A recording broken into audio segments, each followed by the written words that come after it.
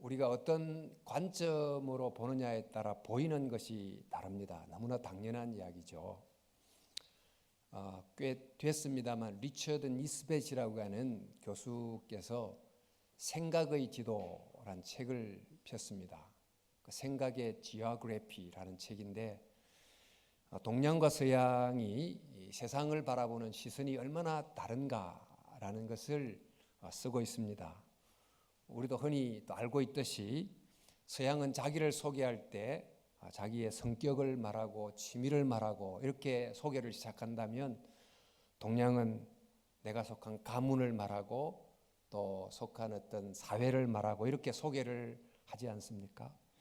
또 서양은 나라고 하는 주어를 거의 빼는 법이 없는데 동양은 아주 자주 나라고 하는 주어를 빼고 커뮤니케이션을 합니다. 서양은 또 독립성을, 또 동양은 상호 의존성을, 서양은 개체를, 또 동양은 전체를 먼저 보고 또 서양은 논리를, 동양은 경험을 더 중시합니다. 이처럼 동서양이 보는 관점이 참 다르고 그래서 보이는 것도 다릅니다.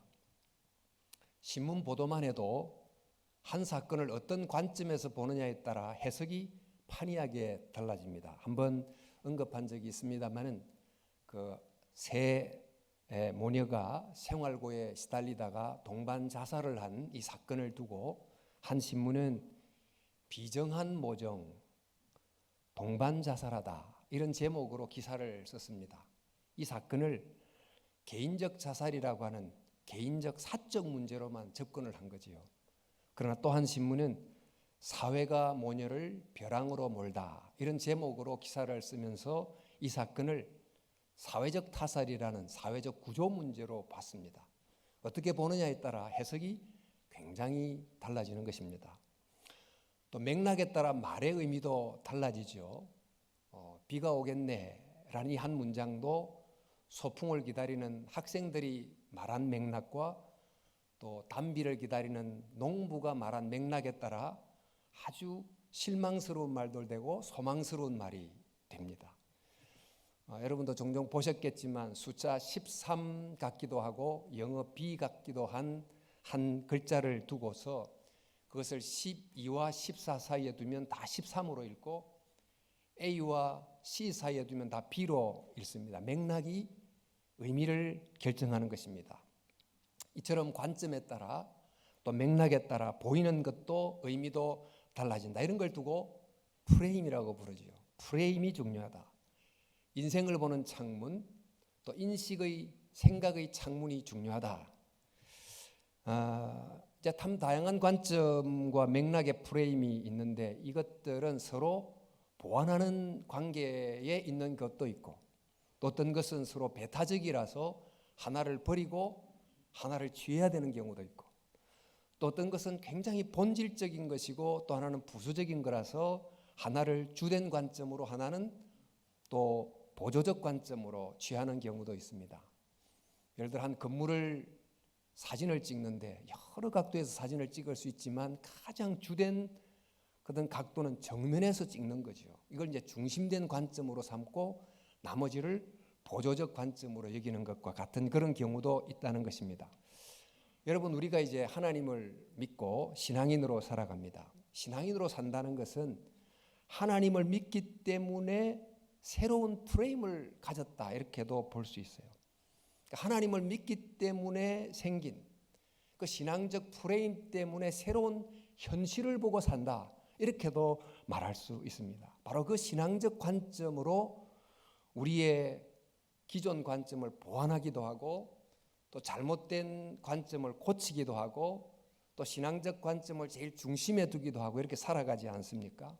사도 바울이 말하기를 너희는 마음을 새롭게 함으로 변화를 받아 하나님의 선하시고 기뻐하시고 온전하신 뜻이 무엇인지 분별하도록 하라 이렇게 말씀을 하셨는데 여기서 마음을 새롭게 한다 하는 이 마음이 하트가 아니고 reason, 이성입니다. 말하자면 감성보다 지성에 훨씬 더 가까운 단어입니다.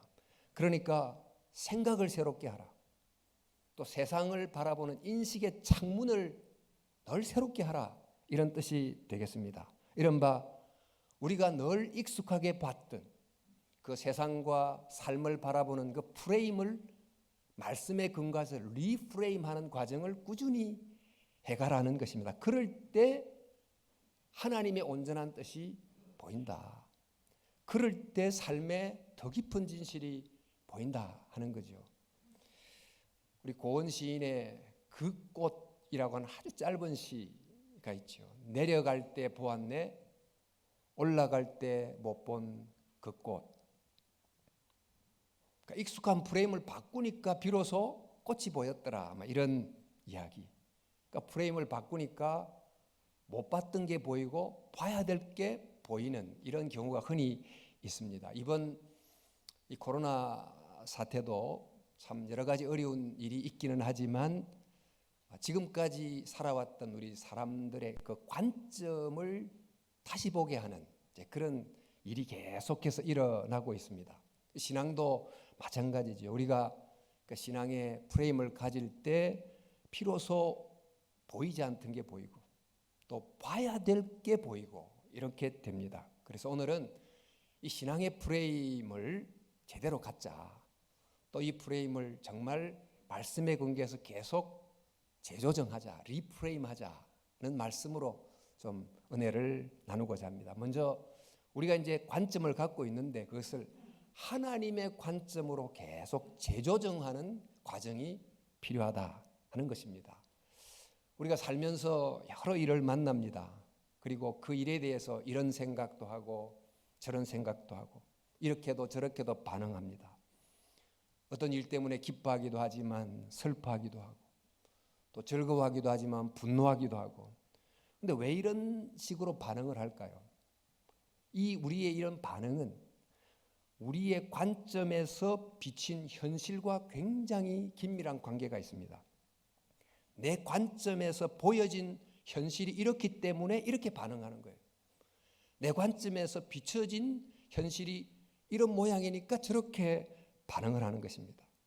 그런데 그 현실을 보는 우리의 관점이 종종 옳지 않은 경우가 많다.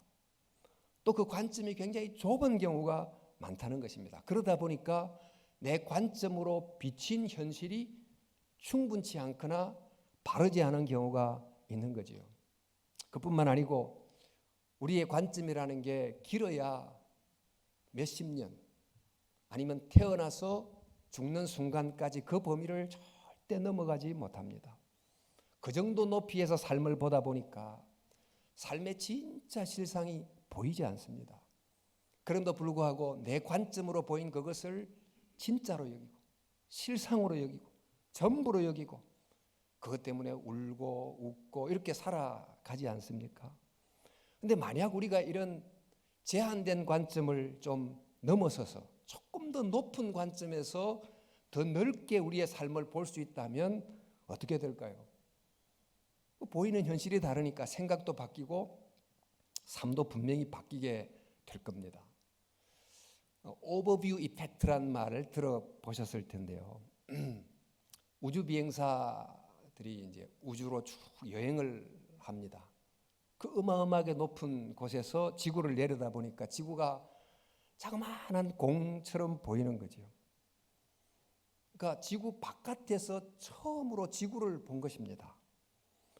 지구 바깥에서의 아주 높은 곳에서 지구를 전체로 한번 내려다보고 나니까 지금까지 지구 안에서 지구의 어떤 한 귀퉁이에서 그가 생각했던 생각, 그가 가졌던 태도, 그가 가졌던 삶이 얼마나 좁았는지 또 때로는 얼마나 잘못됐는지를 깨닫게 된 거예요. 그래서 지구를 바라보는 이 새로운 프레임이 생긴 이후로부터는 지구 전체를 보기 전과 같이 더 이상 살아갈 수 없게 됐다. 더 이상 이전처럼 살 수 없게 됐다. 이걸 두고 오버뷰 이펙트라고 부릅니다. 사실 이런 것이 성경 이야기에도 굉장히 많습니다. 여러분 예수님이 말씀하신 부자와 나사로 비유 아시죠? 부자가 매일 잔치하면서 즐겁게 살다가 죽었습니다. 우리의 정말 제한된 범위 안에서 탄생과 죽음이라는 딱 그 관점에서 보면 참 멋지게 살고 행복하고 성공한 인생을 살았다고 할 수 있을 텐데 그거 이제 죽고 난 다음에 음부에 가게 됐어요. 고통을 하고 있다가 예수님에게 이런 부탁을 합니다. 아브라함에게 부탁을 합니다. 자기에게 형제 5이 있는데 지금 죽었던 나사로를 좀 살려가지고 그 형제들에게 좀 보내서 죽은 이후에 이런 현실이 있다는 것을 좀 알게 해달라고. 그래서 이 죽은 나처럼 우리 다른 형제들이 좀 살지 않도록 해달라고 그런 부탁을 하는 장면이 나옵니다. 아버지여 구하노니 나사로를 내 아버지 집에 보내소서. 내 형제 5이 있으니 그들에게 정언하게 하여 그들로 이 고통받는 곳에 오지 않게 하소서. 부자는 죽은 후에 비로소 정말 삶 바깥에서 삶을 보는 그런 프레임을 갖게 됐으니까 이제야 알게 됐지만, 그러나 이 땅에 살고 있는 5 형제는 그 자신의 삶 안에서 보는 관점에 묶여 있다 보니까 죽은 나사로가 가서 아무리 말해도 그 현실이 안 보이는 거예요. 믿지 않는 거죠. 죽은 이후의 세계가 없어서가 아니고 그 세계를 보는 관점이 없으니까 안 보이는 것입니다. 근데 우리가 사실 그래요. 우리는 우리의 관점과 프레임으로 보이는 것만을 전부로 여기고 유일하게 생각하고 이렇게 살아간다는 점에서 이 부자와 크게 다르지 않다고 할 수 있겠습니다. 만약 이 부자가 생전에 하나님의 말씀을 통해서 그 높은 관점에서 삶을 조금 더 넓게 봤다면, 삶이라는 게 탄생에서부터 죽음까지가 전부가 아니라는 것을, 그 뒤에 심판이 있다는 것까지를 볼 수 있었다면 그는 이전처럼 살지 않았겠죠. 후회하지 않았겠죠. 이제 부자에게는 영적 오버뷰가 없었던 것입니다. 만약에 이런 영적 오버뷰를 가지면 다르게 살 텐데, 여러분 창세기에 나타난 요셉 이야기를 한번 생각해 보십시오. 아버지의 총애를 한 몸에 받다가 형들에 의해서 애굽에 팔리지 않았습니까? 어린 시절 형들에 의해서 죽을 뻔하다가 노예로 팔렸다. 이 사건을 경험한 요셉이 평생 그것으로 트라우마를 겪으며 살지 않았겠습니까? 이 사건을 생각할 때마다 그는 형들이 미워해서 나를 애굽에 팔았다. 이 애굽에 팔린 사건을 바라보는 이 각도, 시선은 형들의 미움이다고 하는 것이 자기의 이 애굽에 팔린 사건을 보는 유일한 프레임이었죠. 그렇게 볼 수밖에 없었습니다.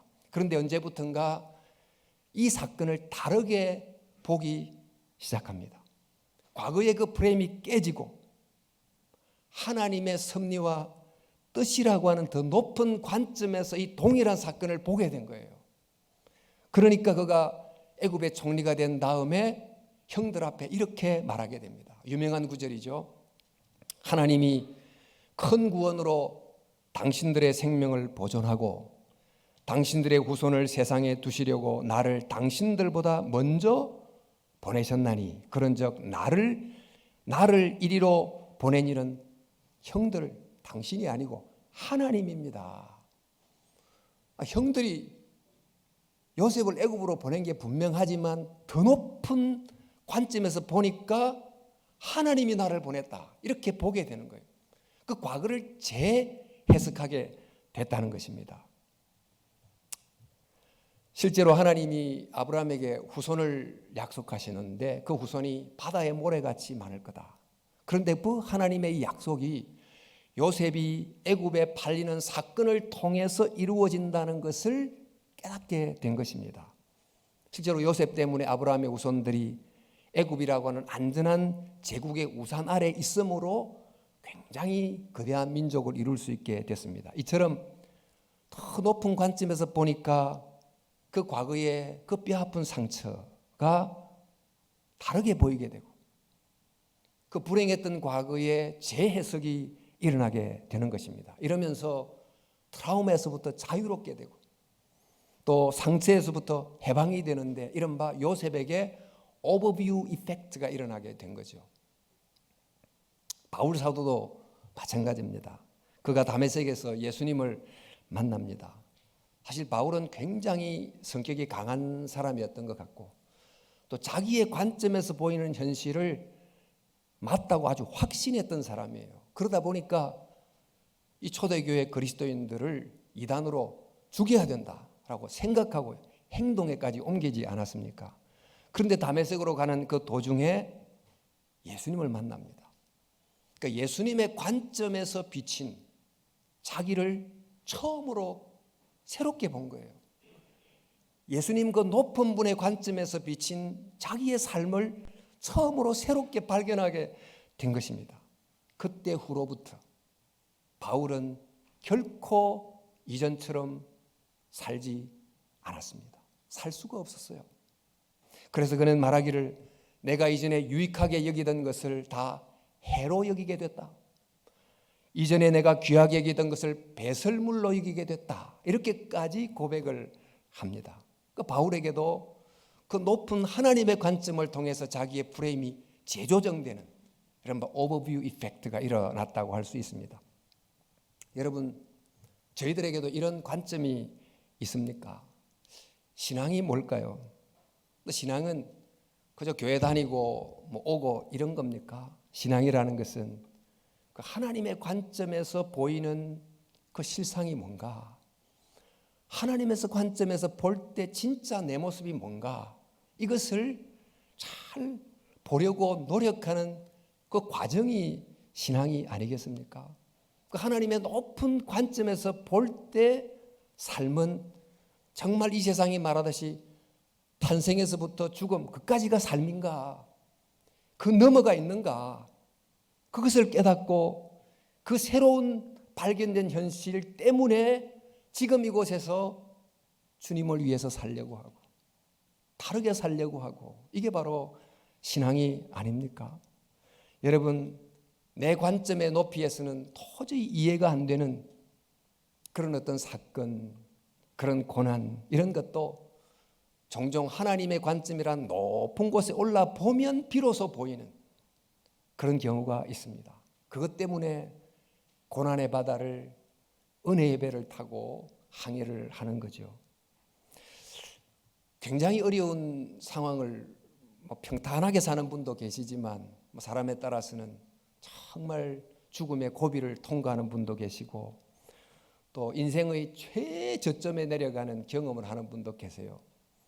그런데 바로 그런 인생의 제일 바닥, 최저점에 내려갔을 때 비로소 역설적으로 가장 높은 하늘의 관점을 얻게 돼요. 그런 경우가 참 많죠. 그때부터 비로소 내 삶이 덤으로 주어진 은혜구나를 비로소 깨닫고 그 관점으로 비치는 실상을 따라서 살아가게 되는 경우가 많은 것입니다. 따라서 성도 여러분, 저희들이 말씀을 읽을 때마다 들을 때마다 늘 하나님의 관점에서 볼 때 나는 누군가, 진짜 삶이 뭔가, 이런 것을 늘 묵상해야 될 것입니다. 내 관점에서 보이는 또 세상이 말하는 현실을 전부라고 여기지 말고 더 높은 곳에서 보이는 바로 그것을 제대로 보고 그것을 붙들려고 노력해야 될 줄로 믿습니다. 바로 그렇게 함으로 그 관점이 우리를 다르게 생각하게 만들고 다르게 살게 만들고 다른 걸 추구하게 만드는 이런 은혜가 필요합니다. 이런 은혜가 저와 여러분들 가운데 있기를 진심으로 축원합니다. 우리는 또 이 타인의 관점으로 우리의 관점을 계속 재조정해 가야 됩니다. 리프레임 해 가야 됩니다. 그 MBTI라고 하는 성격 유형 검사가 있습니다. 한번 해보신 분도 계시겠습니다만 외향적이냐 내향적이냐, 논리적이냐 직관적이냐, 이성적이냐 감성적이냐, 이런 어떤 분석의 기준을 가지고 다 검사를 해보면 한 16가지 정도 성격 유형이 나오는데 한번 해보면 참 사람들이 다 다양하구나, 또 세상을 보는 방식도 참 다양하구나, 이런 것을 이해하게 됩니다. 그뿐만 아니고 사람마다 처한 상황이 다 달라요. 자라온 배경이 틀리다 보니까 그 사람만이 가진 유일한 고유의 스토리가 다 있습니다. 각자 그만이 가진 경험이 있고 그만이 가진 이야기가 있고 그 이야기 속에 그의 웃음이 있고 울음이 있고 눈물이 있고 이게 이제 사람 사는 모습이잖아요. 그만큼 사람들이 굉장히 다양합니다. 우리가 앞서 말씀드린 하나님의 관점은 절대적 관점이기 때문에 나의 관점을 그 관점에 맞춰야 됩니다. 그러나 사람들의 관점, 생각은 거의 대부분이 상대적이기 때문에 서로가 서로를 이해하려고 하고 또 서로의 관점에서 보려고 노력해야 됩니다. 그럴 때 비로소 내가 몰랐던 상대의 어떤 참 삶의 진실을 보게 되는 것입니다. 예수님의 유명한 선한 사마리아인의 비유를 보면 한 바리새인이 예수님께 와서 이렇게 묻죠. 내 이웃이 누구입니까? 우리도 이런 식으로 종종 묻습니다. 이 질문에 대해서 아무런 문제의식을 별로 느끼지 않으실 겁니다. 그러나 이 질문을 조금만 자세히 보면 이 질문은 자기 중심적 질문입니다. 누가 내게 이웃 노릇했는가? 그래서 나는 누구에게 이웃이라고 불러야 되는가? 이런 자기를 중심으로 한 질문이에요. 바로 이 질문을 들으셨던 예수님은 바리새인의 질문 자체를 바꿔버립니다. 너는 누구의 이웃인가? 너는 누구의 이웃인가? 그러면서 바로 상대 중심적인 질문을 하게 함으로 프레임을 바꿔요. 잘못된 프레임을 바꾸자 비로소 이웃의 참된 의미가 드러나는 거예요. 그 프레임이 그만큼 중요한 거죠. 우리 전통적으로 윤리학은 행동하는 행위자가 좋은 동기를 가지고 행동했으면 그것을 선이라고 말한다고 합니다. 그 선의 기준이 행동하는 나에게 달려있다. 행동하는 주체에게 달려있다. 그래서 이것을 주체 중심의 윤리학 이렇게 이제 부르는데 이 중심이 행동하는 자를 중심에 두는 프레임이라고 볼 수 있겠습니다.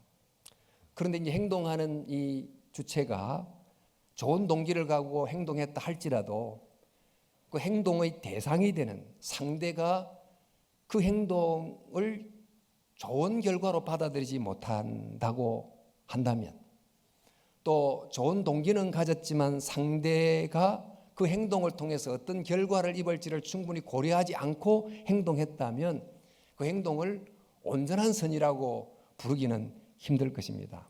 그래서 행동하는 나의 동기도 살펴야 되지만 그 행동의 대상이 되는 그 타자의 상황과 입장도 잘 살펴야 된다. 이걸 두고 이제 타자 중심적 윤리학 이렇게 부르는 겁니다. 즉 타자를 중심으로 하는 프레임으로 보니까 더 성숙된 선이 보이는 거예요.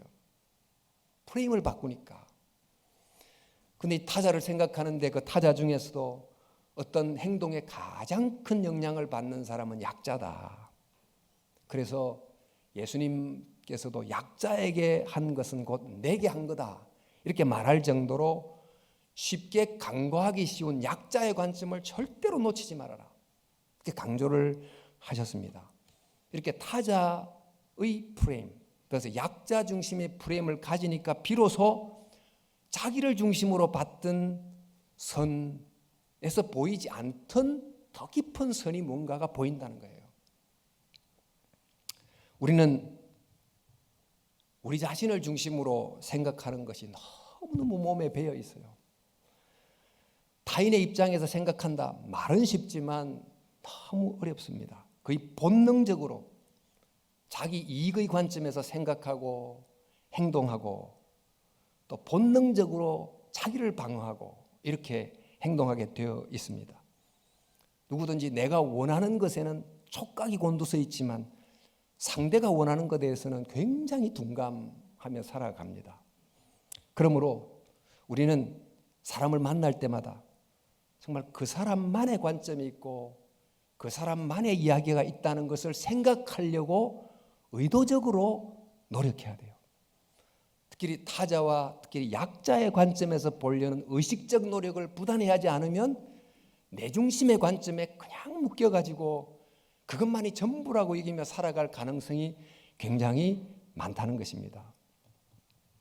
그래서 저와 여러분들이 이런 타자 중심적 관점을 가짐으로 그래야 비로소 참 사랑과 참선이 무엇인지를 경험하게 되는데, 이처럼 타자 중심의 관점으로 우리의 중심, 자기 중심적 관점을 자꾸 좀 고쳐가는, 재조정하는, 리프레임하는 그런 은혜가 있기를 다시 한 번 더 주님의 이름으로 축원합니다.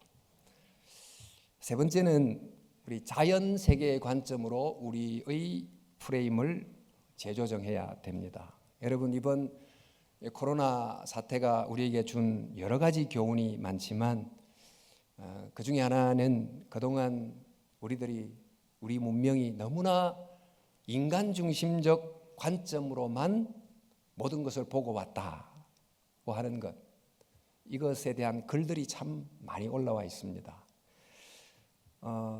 지금 정말 팬데믹 상태가 돼버렸는데, 서울의대 홍윤철 교수께서 팬데믹이라는 책을 쓰셨고, 그 책 소개를 하며 인터뷰를 한 기사를 제가 보면서 그 기사 상당 부분을 좀 함께 여러분과 공유하고 싶어서 제가 인용을 해서 읽고자 합니다.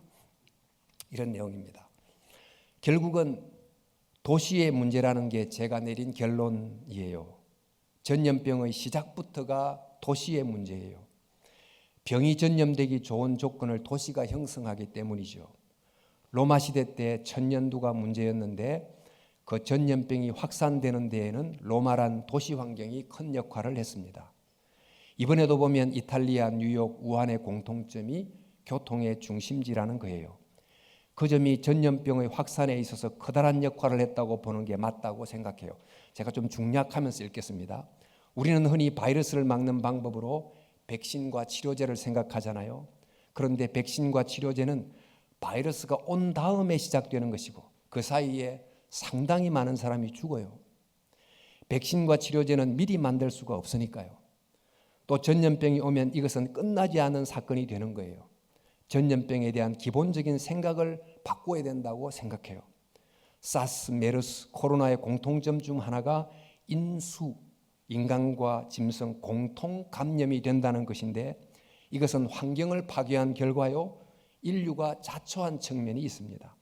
도시화와 세계화가 생태계의 희생을 요구한 결과인데, 생태계 입장에서 보면 자신의 존재 기반이 없어져 가는 것이죠. 그래서 바이러스 입장에서 자기가 살 수 있는 집이 없으니 새 집을 찾는 것이고, 그래서 숙주를 바꾸게 된 것입니다. 이런 내용이 길게 인터뷰에 담겨 있습니다. 그가 이제 말하기를 이런 감염은 앞으로 계속될 가능성이 많다. 이제는 되돌리기 어려운 상황이 됐다. 이렇게 말하면서 그 핵심적인 이유는 지금까지 우리가 자연의 관점을 너무 무시하고 자연의 소리를 듣지 않고 오로지 인간의 관점으로만 봤기 때문이다. 이런 내용의 글이었습니다. 그리고 또 인터넷으로 여러분도 보셨을 겁니다만, 코로나가 보내는 편지라고 하는 한 글을 제가 읽으면서 또 이 글도 함께 조금 나누고 싶습니다. 좀 발췌해서 제가 인용을 하자면, 지구는 속삭였지만 듣지 않았습니다.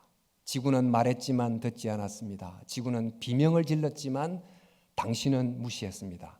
그래서 나는 태어났습니다. 나는 당신을 처벌하기 위해서 태어나지 않았습니다.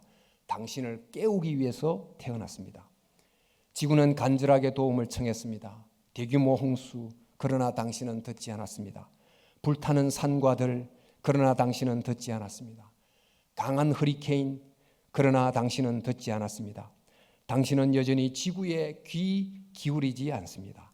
해양동물은 물속의 오염물질로 인해 죽어가고 놀라운 속도로 녹는 빙하, 극심한 가뭄에도 불구하고 지구가 심하게 얼마나 병들어가고 있는지에 대해 관심을 전혀 기울이지 않았습니다.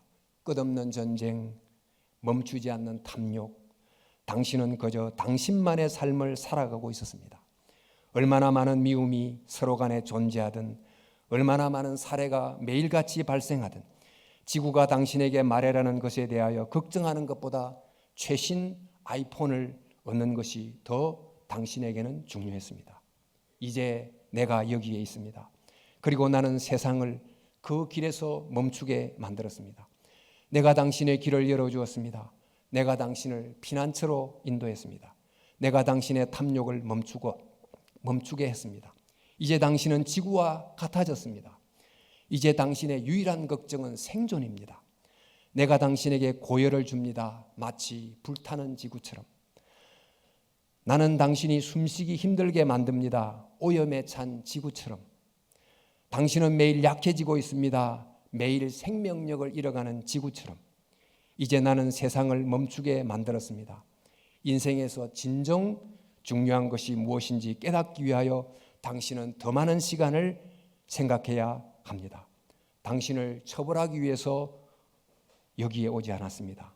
당신을 깨우기 위해서 여기 왔습니다. 이 모든 것이 끝나면 나는 사라질 것입니다. 그러나 제발 지구의 소리를 들으십시오. 지구의 오염을 막으십시오.